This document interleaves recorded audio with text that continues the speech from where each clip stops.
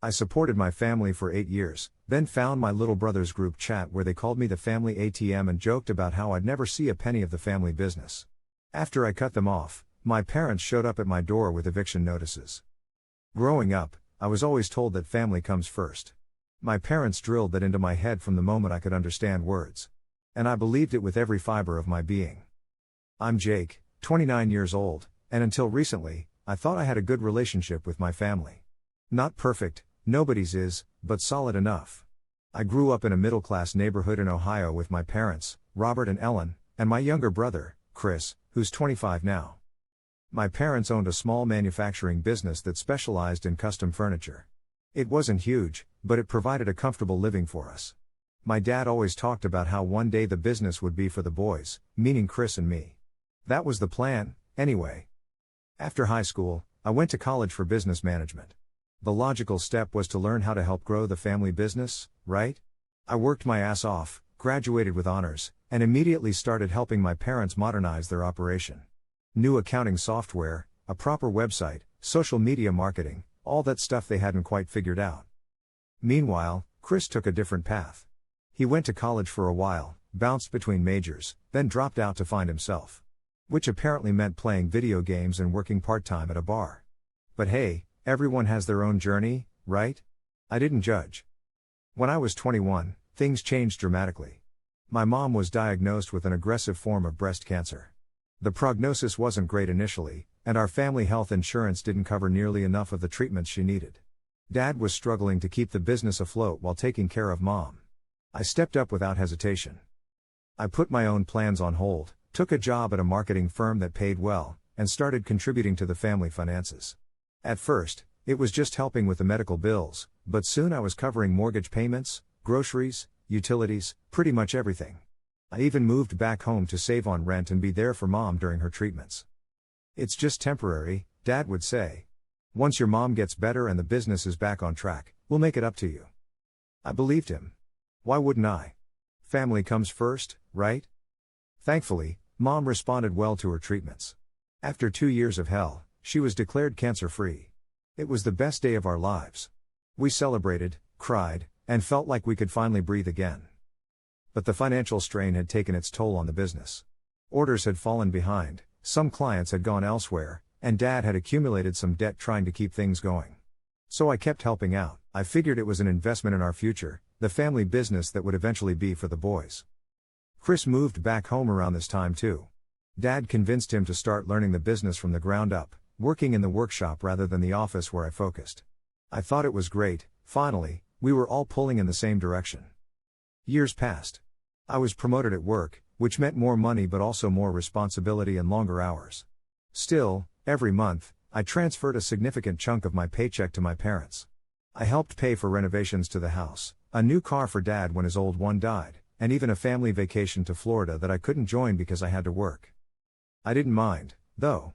Mom was healthy, the business was slowly recovering, and we were all together. That's what mattered, right? Last year, I met Eliza. She's smart, funny, and calls me out on my bullshit in the best way possible.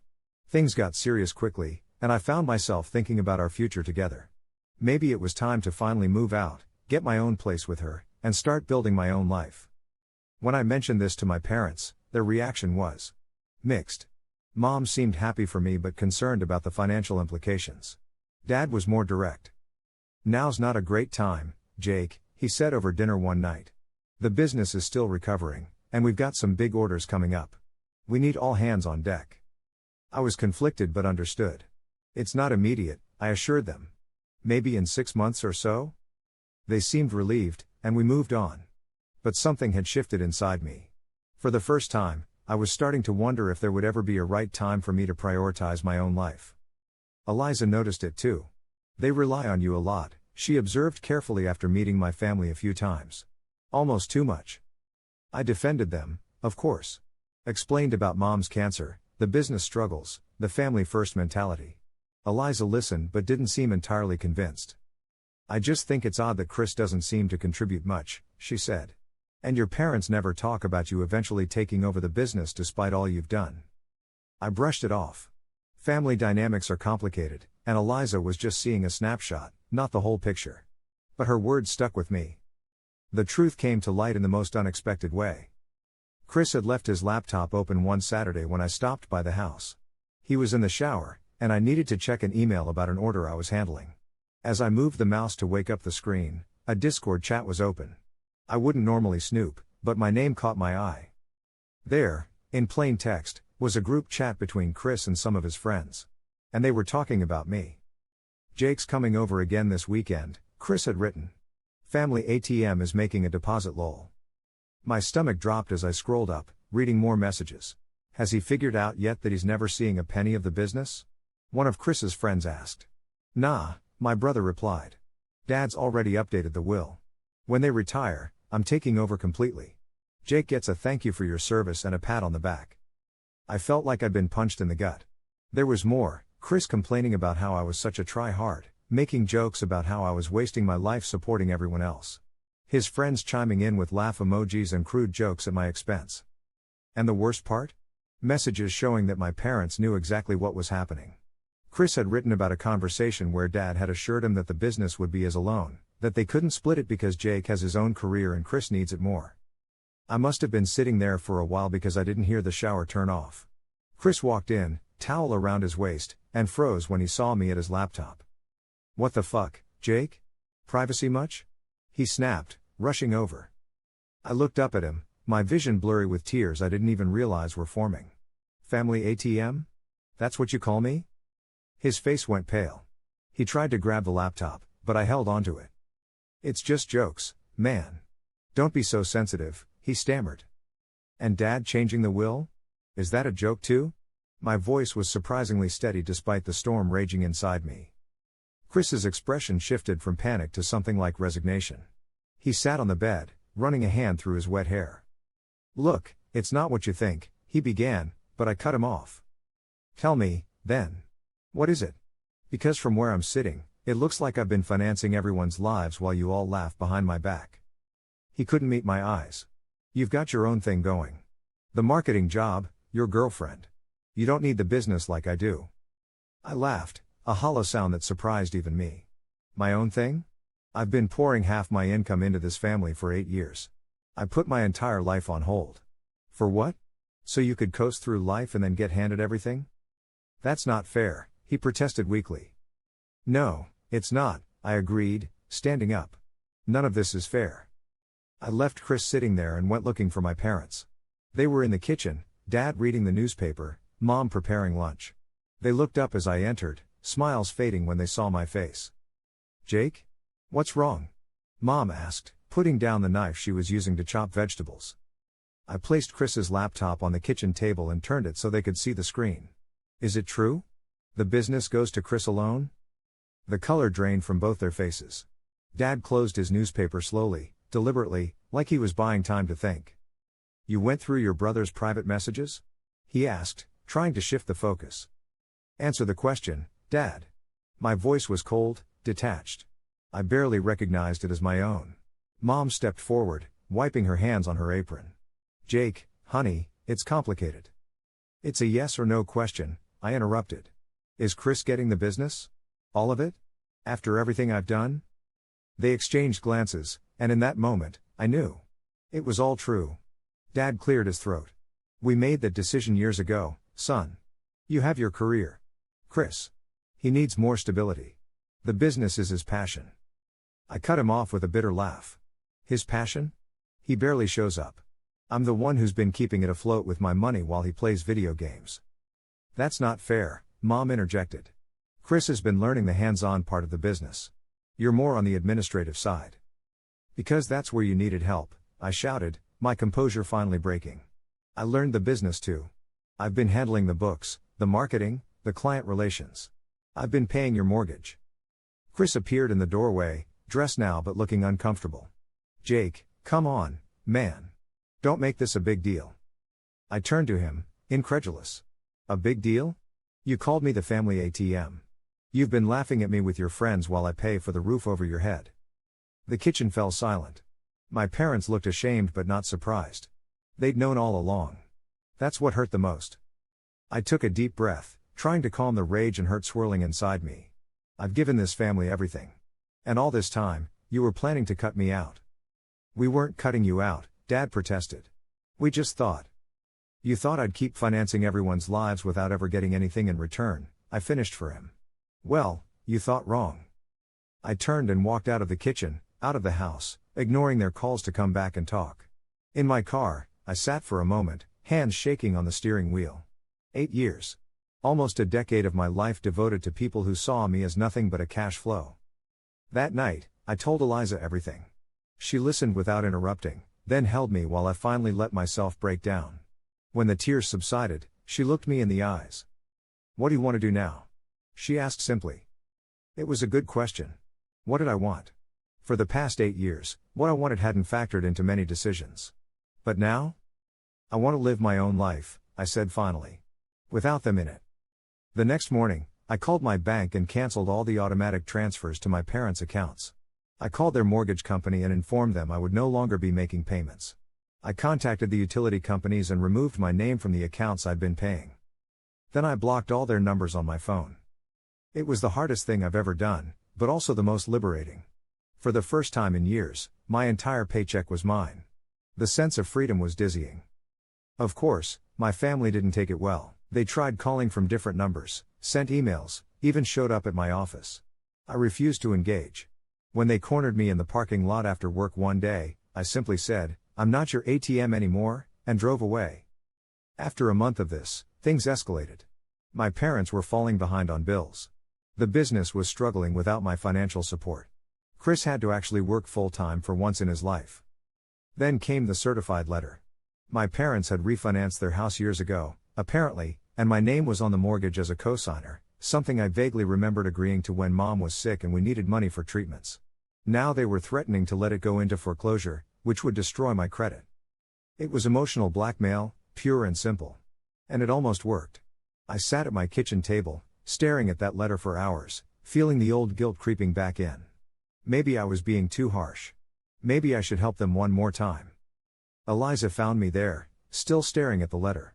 She read it, then sat across from me. "They're trying to manipulate you," she said gently. Again. I knew she was right. But if they lose the house? Then they lose the house they couldn't afford without exploiting their son, she finished firmly. Jake, they've been using you for years. They had a plan that explicitly excluded you while benefiting from your hard work and money. They don't get to cry foul when the gravy train stops. Her words were harsh but true. I called a lawyer the next day and explained the situation. He helped me navigate the mortgage issue, working out a deal where I made a one-time payment to remove my name from the loan. It cost me a significant amount, but it was worth it to sever that final financial tie. 2 more months passed without contact. I moved in with Eliza, started saving for our own place, and focused on my career. For the first time in my adult life, I felt like I was living for myself, not for everyone else. It was both exhilarating and terrifying. Then, on a rainy Sunday afternoon, the doorbell rang. Eliza and I were making dinner, laughing about something trivial, when the sound cut through our domestic bliss. I opened the door to find my parents standing there, looking older and more tired than I remembered. "Jake," Mom said, her voice small. "Please, can we talk?" Part of me wanted to shut the door in their faces. But Eliza appeared beside me, her hand on my arm, a silent reminder that I was stronger now, that I could face them without breaking. I let them in. They sat awkwardly on our couch, declining offers of coffee or water. Dad looked around our apartment, taking in the modest but comfortable space. "This is nice," he said stiffly. "You've done well for yourself." I didn't respond to the small talk. "Why are you here?" Mom's eyes filled with tears. "We miss you, Jake. The family isn't the same without you." "The family seemed fine," laughing at me behind my back, I replied evenly. Dad winced. "We never should have let that happen. Chris was wrong to say those things, and we were wrong not to set him straight." I waited, sensing there was more. There always was with them. Mom fumbled in her purse and pulled out some papers.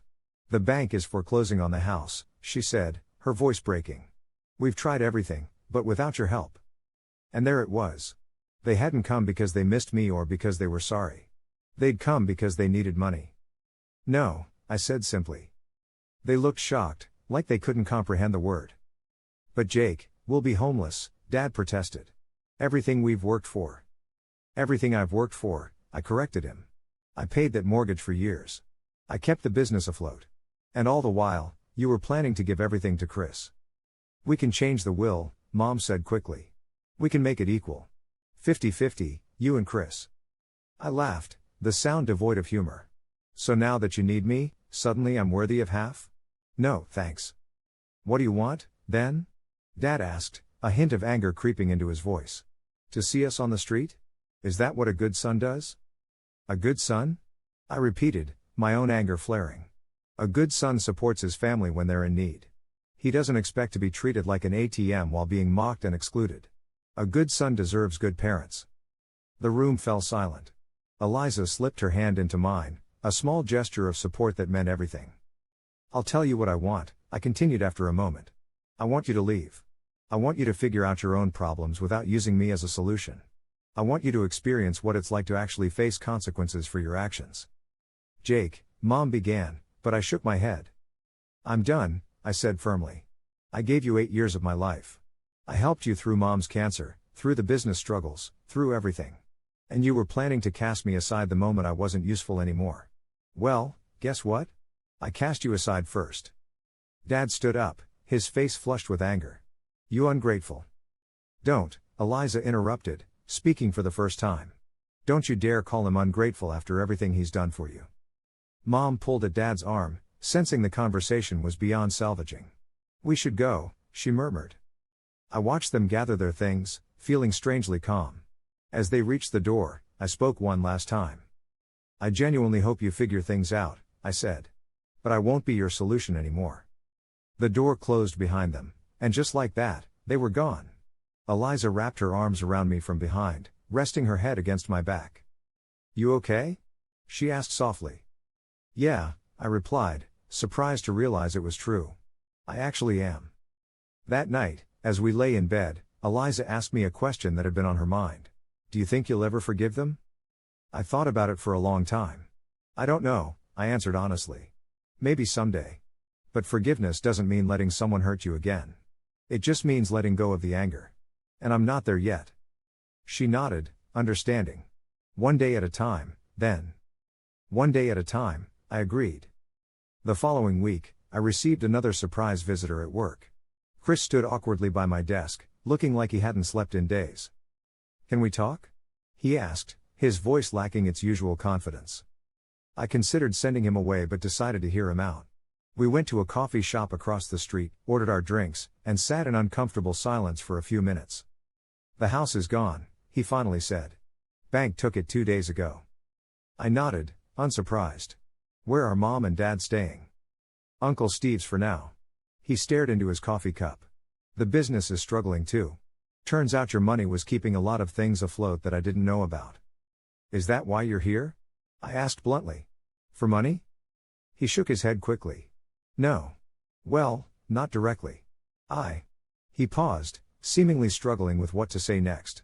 I fucked up, Jake. I know that now. I didn't respond, waiting for him to continue. I was jealous, he admitted. You were always the smart one, the responsible one. Everyone compared me to you, and I always came up short. So when Dad started talking about giving me the business, it felt like finally I was going to be the successful one. You had your fancy job and your girlfriend and your life together. The business was going to be my thing. I took a sip of my coffee, considering his words. So you mocked me behind my back? Called me the family ATM? He had the decency to look ashamed. It was stupid and cruel. I was trying to look cool in front of my friends. It doesn't excuse it, but that's why. And the will? Dad giving you everything? Chris sighed. That was real. Dad always said the business couldn't support both of us, that it had to go to one person to survive. He picked me because you didn't need it. You were already successful on your own. The irony wasn't lost on me. My success had been used against me, while Chris's failure had been rewarded. It was twisted logic, but I could almost see how my parents had rationalized it to themselves. What do you want from me, Chris? I asked directly. He looked up, his eyes meeting mine for the first time. I want to make it right. Somehow. I don't expect you to help Mom and Dad, not after everything. But maybe you could help me figure out how to actually run the business properly? I'm drowning here, Jake. I have no idea what I'm doing. I leaned back in my chair, studying my younger brother. He looked defeated, humbled in a way I'd never seen before. Part of me, a petty, hurt part, wanted to tell him to figure it out himself, the way I'd had to figure everything out, but another part recognized this for what it was, a genuine opportunity to reset our relationship on more equal terms. "I can't just fix everything for you," I said finally. "That's not how this works."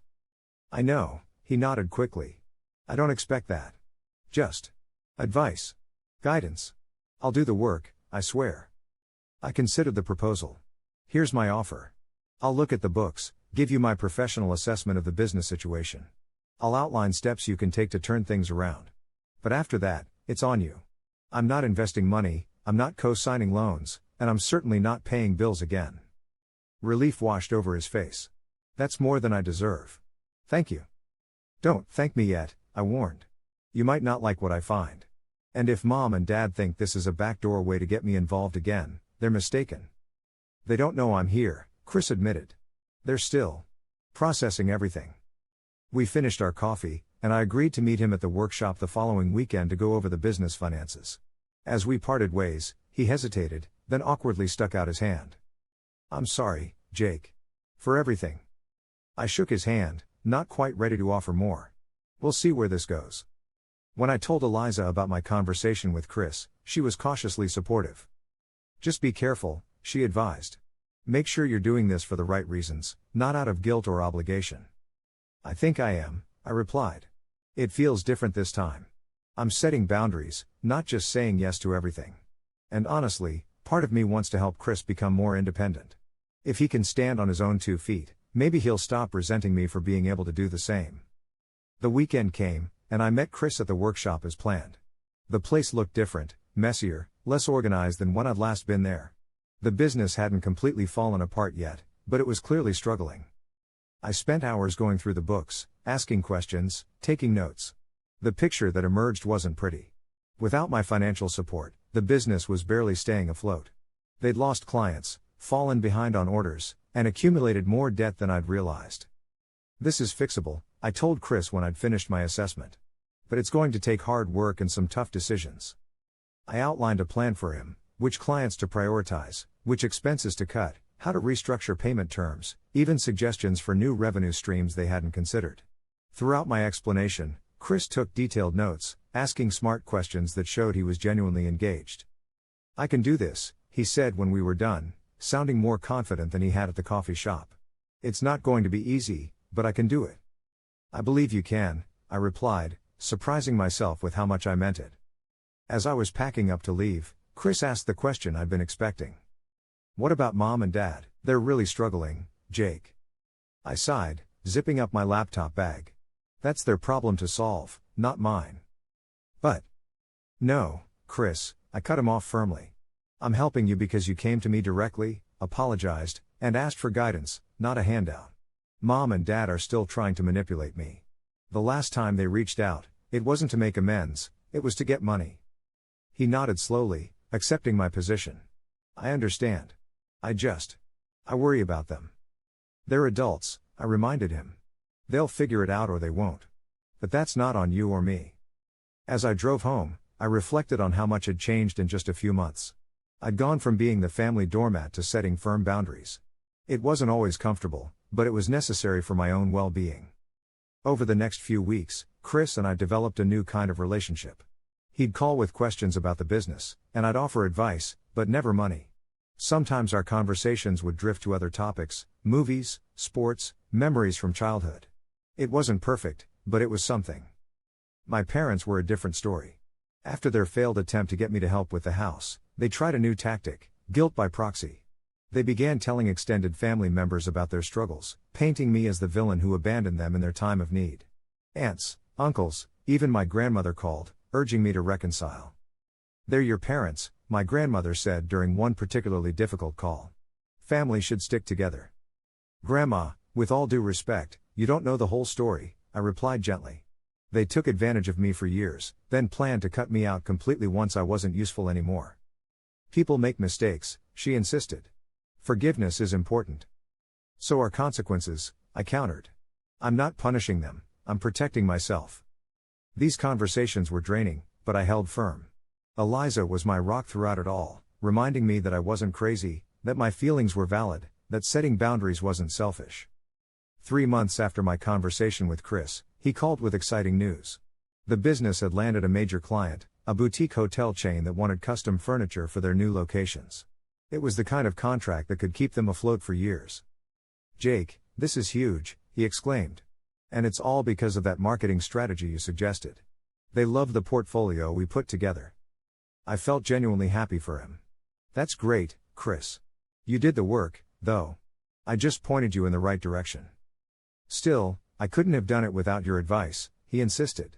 "And I talked to Dad about the business." My guard immediately went up. "Oh?"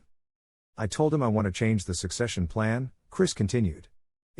When the business becomes mine, I want it in writing that you get a percentage.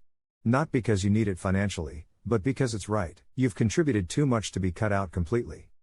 I was speechless for a moment. It was an unexpected gesture, especially coming from Chris. "You don't have to do that," I said finally. "I know," he replied. "I want to. It won't make up for everything, but it's a start." After that call, I found myself thinking about my parents again. Not with the intense anger I'd felt before, but with a kind of sad resignation. They had made their choices, and so had I, but was this estrangement going to be permanent?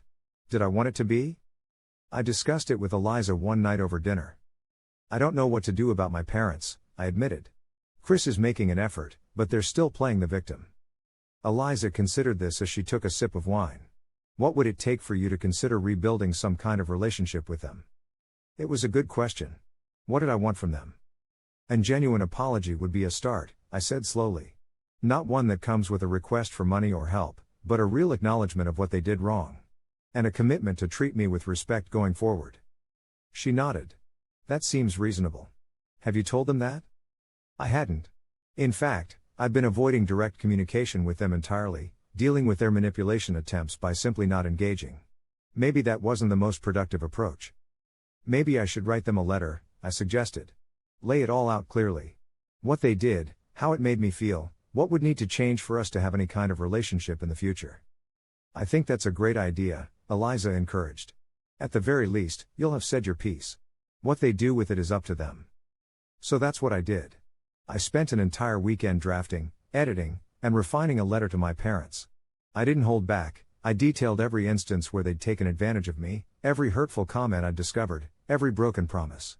But I also explained what I needed from them now: genuine remorse, respect for my boundaries, and no more financial expectations. I concluded by saying that while I wasn't ready to forget what happened, I was open to the possibility of rebuilding our relationship on healthier terms, if they were willing to do the work.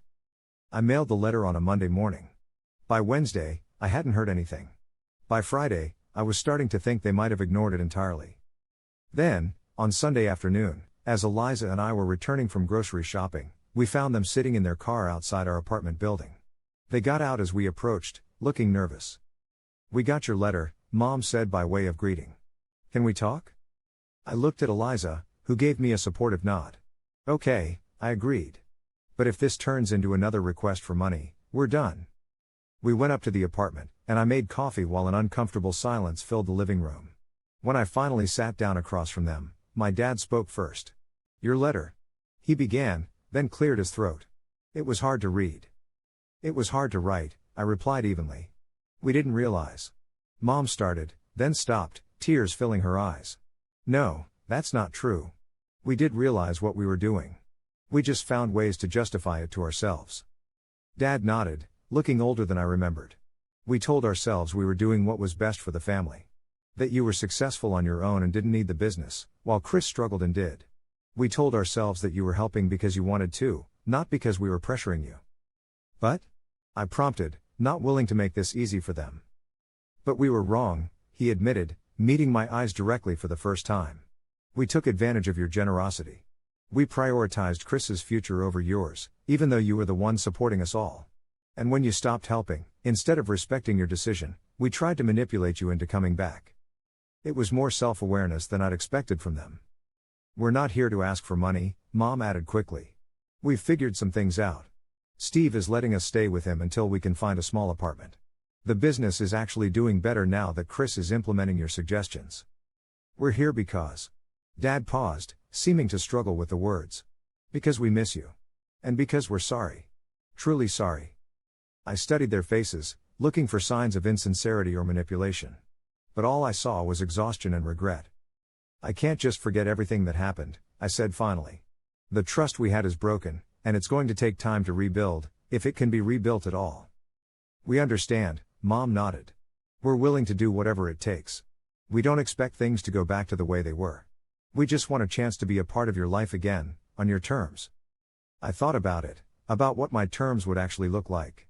No more financial entanglement, I said firmly. No more expectations that I'll bail everyone out. No more playing favorites with Chris. They both nodded. And I need to see consistent change, I continued. Not just words today, but actions moving forward. I'm not jumping back into weekly family dinners or holiday celebrations right away. We need to rebuild slowly. That's fair, Dad agreed. More than fair, considering everything. We talked for another hour, not resolving everything but at least beginning the process. When they finally left, there was a tentative plan for a dinner the following weekend, just the four of us, at a neutral restaurant, to continue the conversation. As I closed the door behind them, Eliza wrapped her arms around me from behind. Proud of you, she murmured against my back. I turned to face her. For what? For standing your ground. For knowing what you need. For giving them a chance without compromising your self-respect. I leaned my forehead against hers, suddenly exhausted. I don't know if it'll work. They might slip back into old patterns. They might, she agreed. But you won't. You're not the same person they could manipulate before. You know your worth now. She was right. Whatever happened with my family going forward, I'd changed fundamentally. I'd learned that loving someone doesn't mean letting them take advantage of you. That setting boundaries isn't selfish, it's necessary. That sometimes, the most difficult thing and the right thing are the same. The dinner the following weekend was awkward but civil. Chris was there, looking uncomfortable but making an effort. He'd brought portfolio photos of the new hotel project, eager to show me what they'd accomplished. I told the client about your contribution to our marketing strategy, he mentioned. They were impressed. My parents were carefully polite, avoiding money topics entirely.